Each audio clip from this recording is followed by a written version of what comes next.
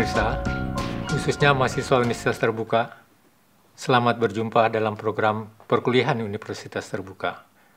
Pada pertemuan kita kali ini akan membahas mata kuliah teori administrasi dengan topik reformasi birokrasi. Dalam kaitan dengan reformasi birokrasi, mengapa kita melakukan reformasi birokrasi? Ada 3 pertanyaan mendasar yang berkaitan dengan reformasi birokrasi. Yang pertama, siapa yang harus melaksanakan? Kemudian apa yang menjadi kunci keberhasilannya? Kemudian yang ketiga adalah ukuran keberhasilan. Kemudian, apa yang kita maksud dengan reformasi? Reformasi pada dasarnya adalah perubahan yang mendasar terhadap tatanan baru yang lebih baik. Dalam kaitan dengan administrasi publik, tatanan baru ini bisa berkaitan dengan paradigma dan juga dengan sistem administrasi publik. Dalam kaitan dengan reformasi birokrasi ini akan mencakup beberapa aspek. Yang pertama, aspek kelembagaan. Kemudian yang kedua, aspek ketata laksanaan. Kemudian yang ketiga, sumber daya manusia aparatur. Sumber daya manusia aparatur maksudnya adalah pegawai negeri di lingkungan pemerintahan. Kemudian, dari reformasi yang telah kita lakukan, apa sebenarnya yang menjadi tujuan reformasi tersebut? Pada dasarnya, reformasi birokrasi itu tujuannya adalah untuk mewujudkan good governance, atau bisa juga kita sebutkan kepemerintahan yang baik, yang didukung oleh penyelenggara negara yang profesional dan bebas KKN, serta meningkatkan pelayanan kepada masyarakat sehingga tercapainya pelayanan prima.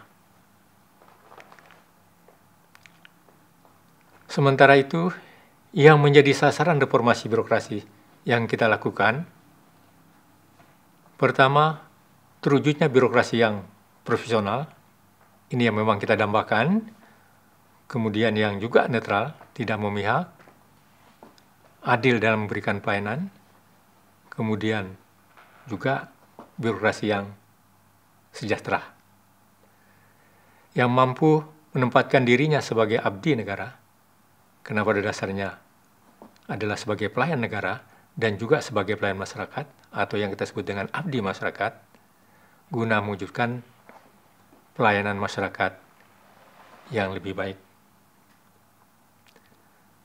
Kemudian yang kedua, ini terkait dengan organisasi, itu terwujudnya kelembagaan pemerintahan yang proporsional, artinya organisasi pemerintahan itu tidak selamanya gemuk atau kecil, itu harus disesuaikan dengan kebutuhan. Jadi sudah barang tentu diharuskan ada analisa beban kerja sehingga kita bisa menentukan besarannya organisasi yang tepat atau yang kita sebut dengan right sizing.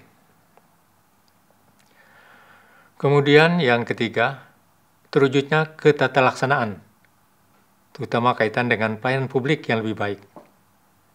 Dalam arti cepat, tidak berbelit-belit, mudah, dan sesuai dengan kebutuhan masyarakat yang dilayani. Kita memang sering mendengar masih banyak keluhan masyarakat terhadap pelayanan aparatur. Ini menunjukkan bahwa kualitas pelayanan kita kepada masyarakat atau kualitas pelayanan aparatur kepada masyarakat itu belum sebagaimana yang kita harapkan. Dalam kaitan dengan reformasi yang kita lakukan, ada beberapa critical success factor reformasi birokrasi. Jadi yang sangat menentukan keberhasilan dari reformasi yang kita lakukan. Yang pertama, faktor kepemimpinan. Ini sangat penting sekali dalam melakukan reformasi birokrasi. Mengingat masih kentalnya budaya paternalistik dalam penyelenggaraan pemerintahan di negara kita ini. Jadi yang kedua adalah kemauan diri sendiri. Selain komitmen-komitmen yang telah saya jelaskan tadi, faktor yang tidak kalah pentingnya adalah adanya kemauan dan keikhlasan dari penyelenggara pemerintahan atau birokrasi untuk melakukan reformasi diri sendiri. Kemudian yang ketiga, itu yang berkaitan dengan kesepahaman. Adanya persamaan persepsi, ini penting, dan pandangan terhadap pelaksanaan reformasi birokrasi, terutama dari birokrat itu sendiri. Adanya kesepahaman ini akan menjamin tidak terjadinya perbedaan pendapat yang dapat menghambat jalannya reformasi.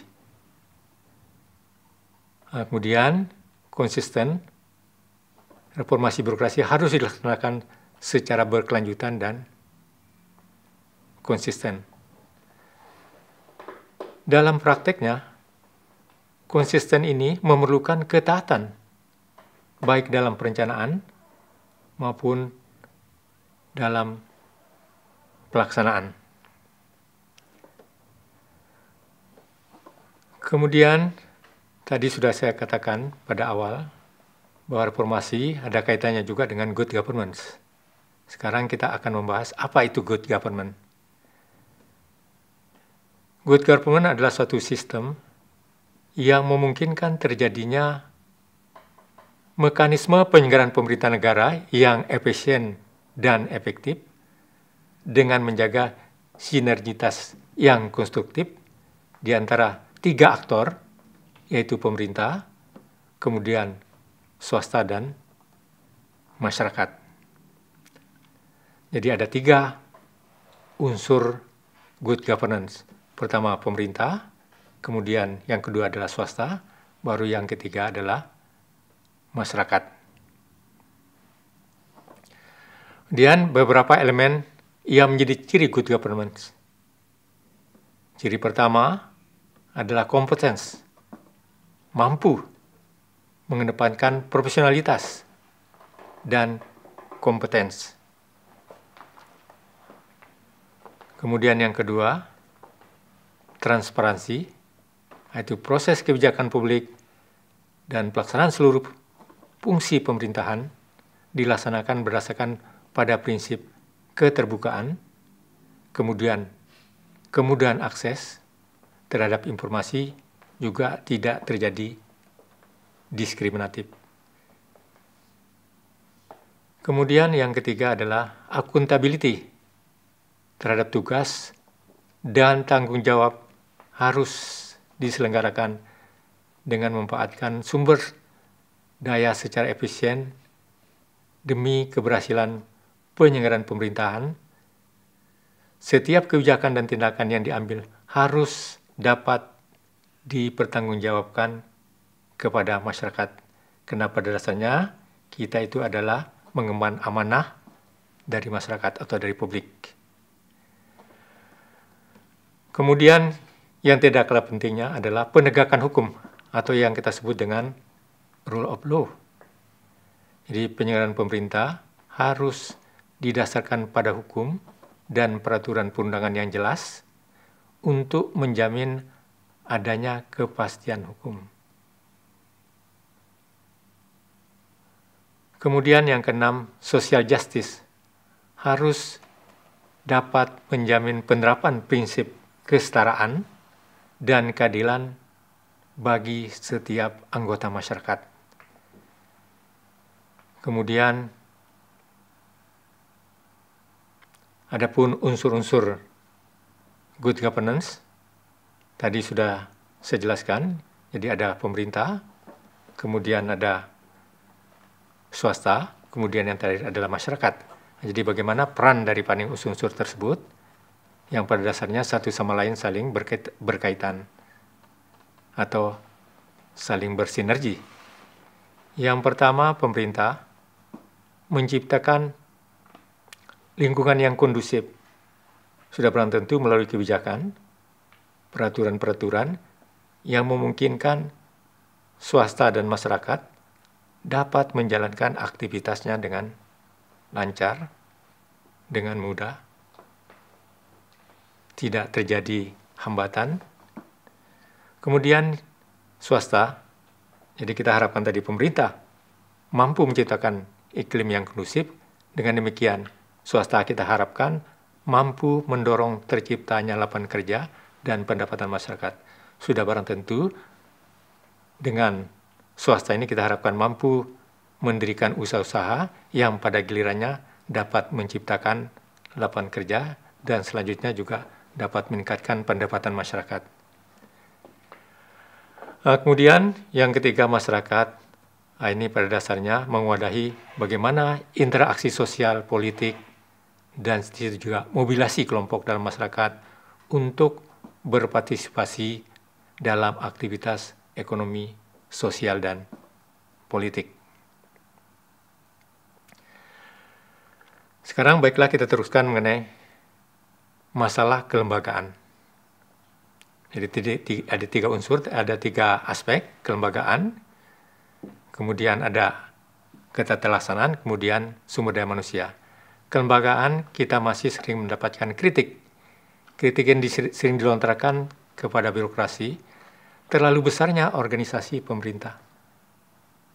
Ada yang mengatakan sarmokban, besar gemuk lamban. Ya meskipun kita sudah berjanji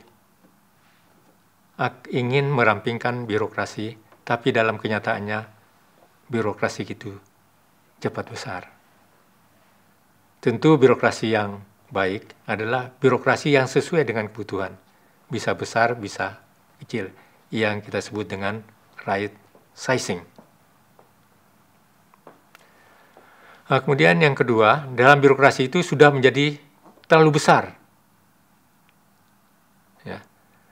Jadi memang sehingga menyebabkan pelayanan kepada masyarakat itu menjadi kurang baik atau gagal, ada kegagalan aparatur pemerintah memberikan pelayanan yang baik kepada masyarakat. Sebagaimana kita lihat masih banyaknya keluhan-keluhan masyarakat yang ditujukan kepada aparatur. Kemudian yang ketiga, birokrasi masih perlu meredefinisi peran dan kedudukannya melalui yang kita sebut dengan reimplementing. Berbicara mengenai penataan kelembagaan melalui reimplementing, ada 3 hal. Yang pertama yang kita sebut dengan aliansi. Aliansi ini bagaimana mensinergikan seluruh aktor. Jadi ada aktor, itu adalah pemerintah, kemudian ada dunia usaha, dan masyarakat dalam tim yang sulit. Jadi sinergitas antara 3 aktor tersebut. Kemudian yang berikutnya adalah penata ulang kelembagaan pemerintah. Membangun organisasi sesuai kebutuhan dan tuntutan publik, atau yang kita sebut dengan right sizing. Jadi mungkin tidak perlu kecil ya, tapi juga tidak besar, tapi memang sesuai dengan kebutuhan dalam melaksanakan fungsi-fungsi pemerintahan. Kemudian yang berikutnya adalah reorientasi. Melakukan redefinisi ulang terhadap visi, kemudian juga misi, peran, strategi, implementasi, dan evaluasi kelembagaan pemerintah. Nah, sekarang kita teruskan mengenai sumber daya manusia aparatur. Yang pertama, kondisinya, profesionalismenya juga masih perlu ditingkatkan. Distribusi dan komposisinya juga belum begitu baik. Kita bandingkan antara Jawa dan luar Jawa, umpamanya, memang profesionalitasnya cukup jauh ya. Demikian pula komposisinya, demikian pula etos kerja. Etos kerja nampaknya masih perlu dapat perhatian. Yang jadi masalah juga mengenai tingkat kesejahteraan. Kita lanjutkan dengan peranan SDM aparatur. peran utama dari SDM aparatur yang juga kita sebut dengan PNS tidak harus melaksanakan sendiri, tapi lebih pada memfasilitasi dan mendorong partisipasi masyarakat atau yang kita sebut dengan steering dan empowering. Kemudian yang kedua, mendorong perilaku kompetitif di dalam masyarakat dan dalam birokrasi itu sendiri. Kemudian yang berikutnya, mengembangkan isu publik yang berorientasi pada pencapaian misi dan bukan semata-mata mengelola birokrasi yang kaku. Jadi selama ini lebih kepada rule driven, bukan pada mission driven. Kemudian yang berikutnya, tuntutan untuk selalu bisa memenuhi kebutuhan masyarakat, bukan kebutuhan birokrasi itu sendiri, atau yang kita sebut dengan customer driven. Penataan SDM aparatur dalam rangka reformasi birokrasi itu diarahkan pada peningkatan pengguna PNS melalui perbaikan jumlahnya, kemudian komposisi, kemudian kompetensi, dan distribusi PNS yang ada pada setiap instansi pemerintah. Masalah distribusi juga masih menjadi masalah, demikian juga masalah komposisi juga masih masalah. Ada suatu penelitian yang mengatakan bahwa terlalu banyak tenaga teknis.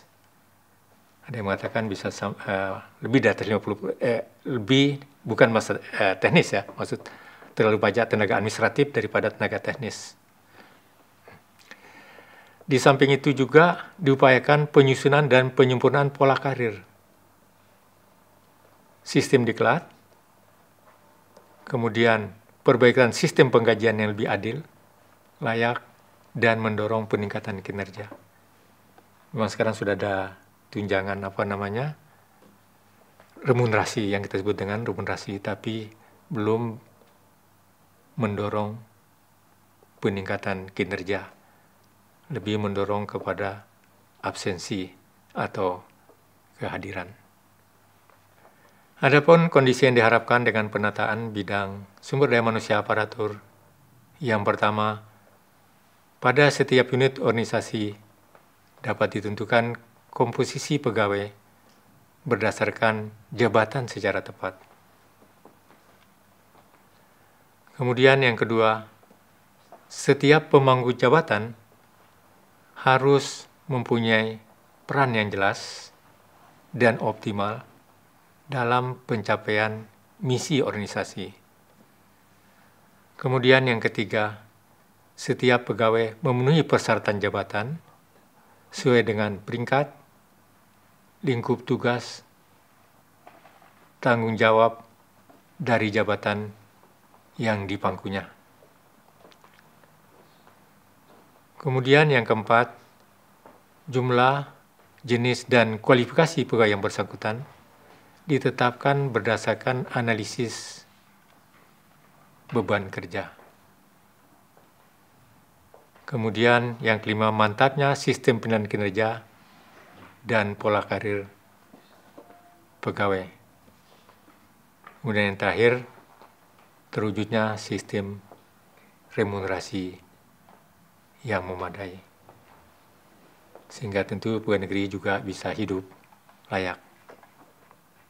Kemudian yang terakhir yang berkaitan dengan kondisi pelayanan publik, ini masih kita jumpai adanya diskriminasi pelayanan, perbedaan perlakuan oleh penyedia layanan, tergantung pada status sosial dan ekonomi pengguna. Saya sendiri juga pernah mendapat perlakuan yang istimewa di dalam mendapatkan pelayanan, karena mungkin dikaitkan dengan jabatan, atau mungkin juga karena mereka juga pernah jadi mahasiswa saya. Jadi saya pernah juga diberikan perlakuan khusus di dalam pemberian pelayanan ini. Kemudian ketidakpastian pelayanan, baik dalam waktu maupun biaya pelayanan. Ini juga masih sering kita jumpai ya. Meskipun sudah ditetapkan waktunya sampai sekian dan biayanya sekian, biasanya memakan waktu lama dan juga biaya yang lebih besar. Kemudian yang ketiga, tingkat kepuasan masyarakat terhadap publik. Hasil berbagai survei, nampaknya kualitas pelayanan belum sebagaimana yang kita harapkan. Kemudian yang keempat, belum adanya sistem insentif yang secara efektif mampu mendorong para pejabat birokrasi untuk bekerja secara efisien dan profesional. Jadi kebijakan reformasi yang dilakukan sekarang ternyata belum mampu mendorong hal ini. Kemudian yang kelima, kewenangan monopoli yang dimiliki birokrasi pelayanan publik membuat birokrasi gagal mengembangkan budaya dan tradisi kompetisi. Akibatnya, birokrasi kehilangan dorongan dan insentif untuk meningkatkan efisiensi dan kualitas pelayanannya. Adapun upaya yang bisa dilakukan untuk meningkatkan kualitas pelayanan publik, yang pertama, dilakukan perubahan terhadap mindset dan juga termasuk cultural set. Kemudian yang kedua, perubahan dari wewenang menjadi peranan. Kemudian yang ketiga, dikembangkan kompetisi. Pemirsa, sampai di sini perjumpaan kita kali ini. Semoga tayangan ini bermanfaat bagi Anda. Selamat belajar dan sukses selalu.